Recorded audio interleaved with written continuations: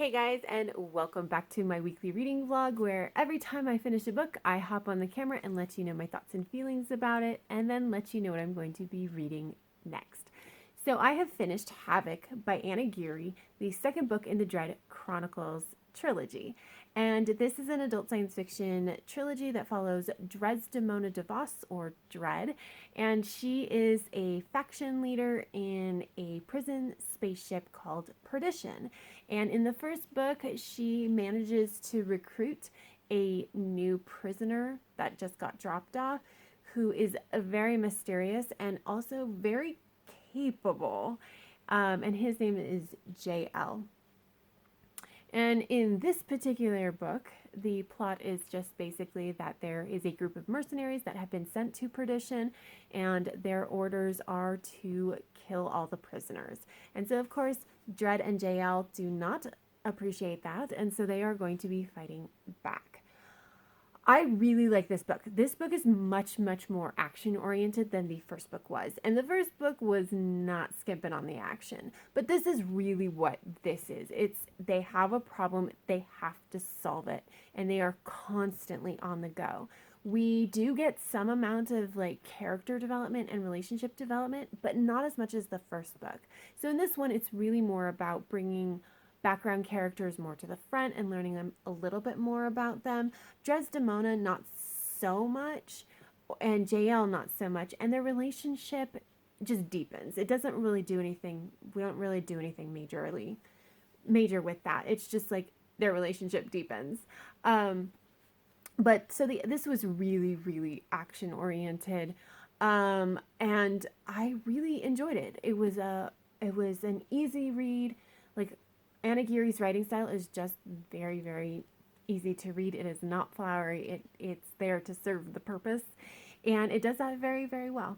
And like I said, very action oriented. So it's like it was just easy to sit down and read for multiple hours.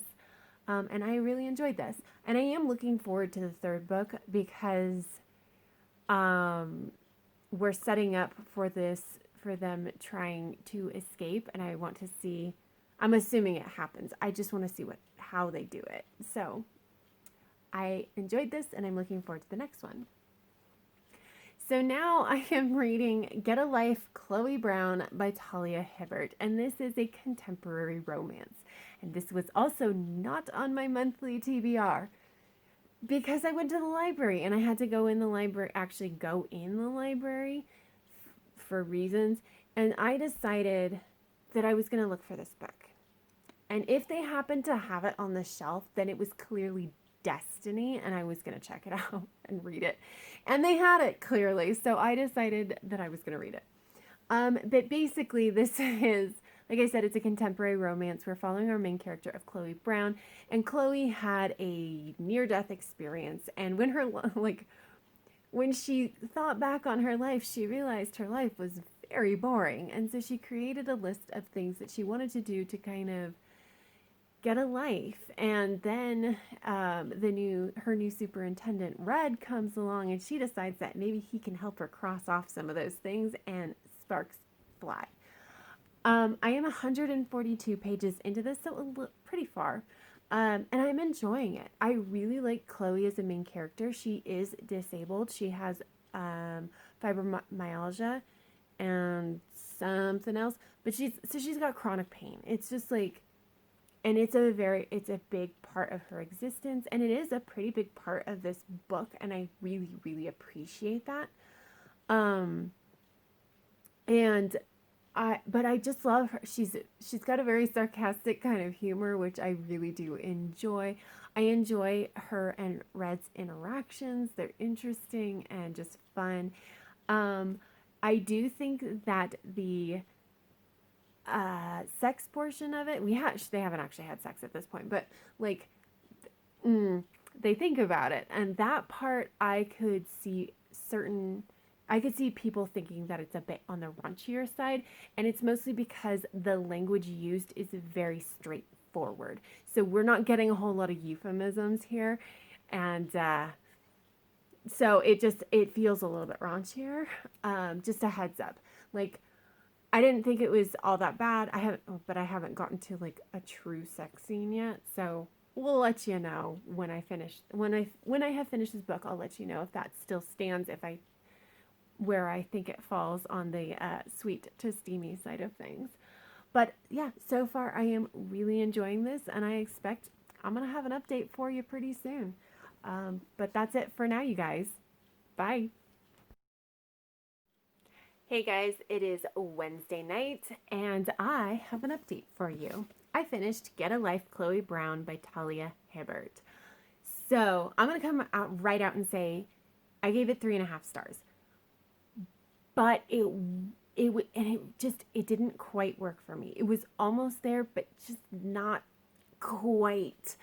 But to address what I started talking about in the last clip with the sex scenes, so it turns out that I just hadn't hit the sex scenes yet, and I completely understand where people are coming from when they say that it's raunchy. And I think it's primarily because, first off, it becomes a very large part of the story. Once sex happens, it's a big part of the story, but also because they do talk dirty. So, like, it's a big thing.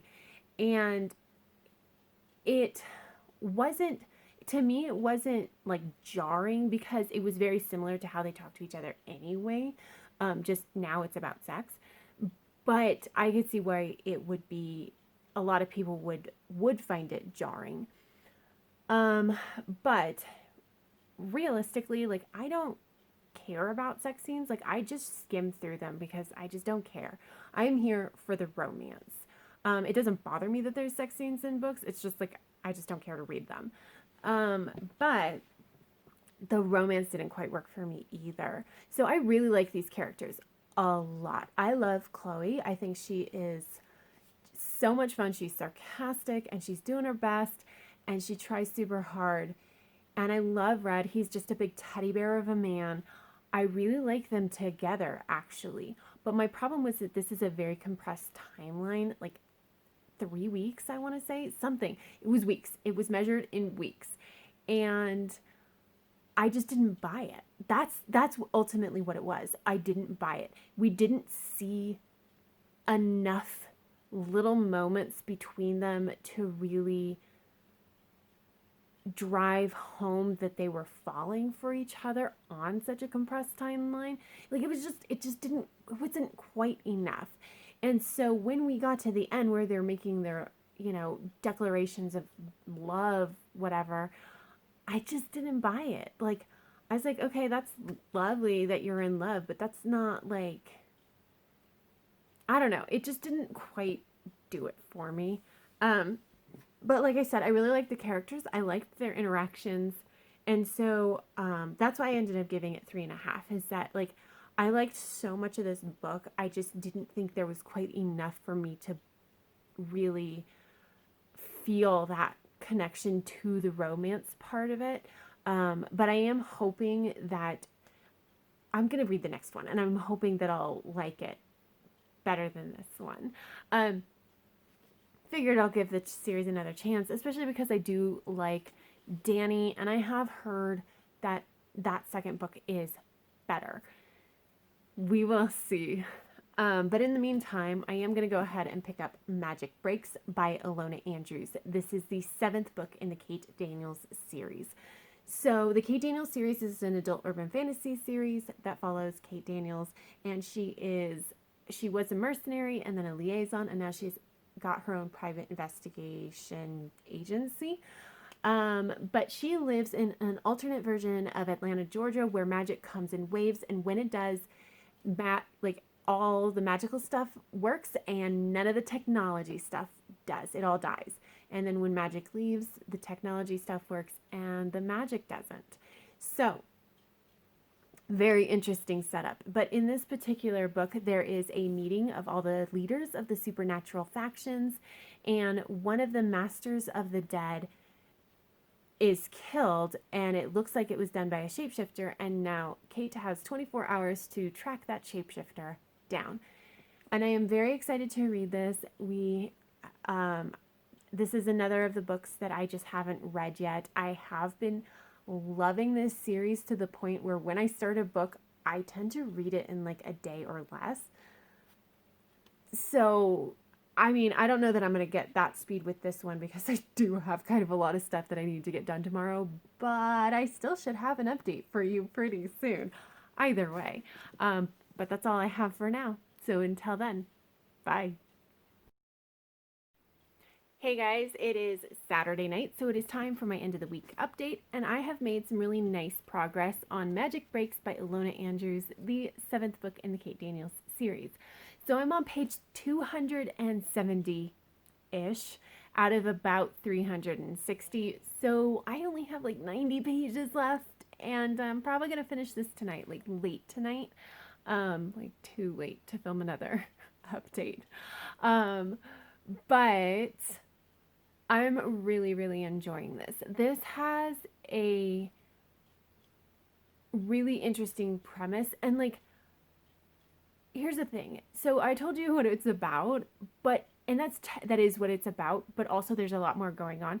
They couldn't name a lot of it because spoilers. And so it is really interesting, and like there's a return of Kate's nemesis from the last book, and watching them spar is really interesting. Watching Kate work is really interesting. She's really smart and like knows kind of how to maneuver a lot of the times, and so that's really interesting to me. Um, it did get a little bit slow in the beginning, which I wasn't really expecting because usually it's just very fast paced, like from the beginning until the end. So that was a little unexpected, but you know, it wasn't that big of a deal. I still really enjoy all these characters. And one thing that I really love is that we're clearly building to something that is going to get resolved in this book, but then there's more for the series. So like Ilona Andrews, they have always been really upfront that there is an arc to this series, and I just have no idea where we're going, and I'm kind of really excited about it. So I don't know. We'll see how this goes. But like I said, I am enjoying this. And I did want to mention that, especially because I harped on the earlier books of this series for being racist, it has pretty much cleared up at this point.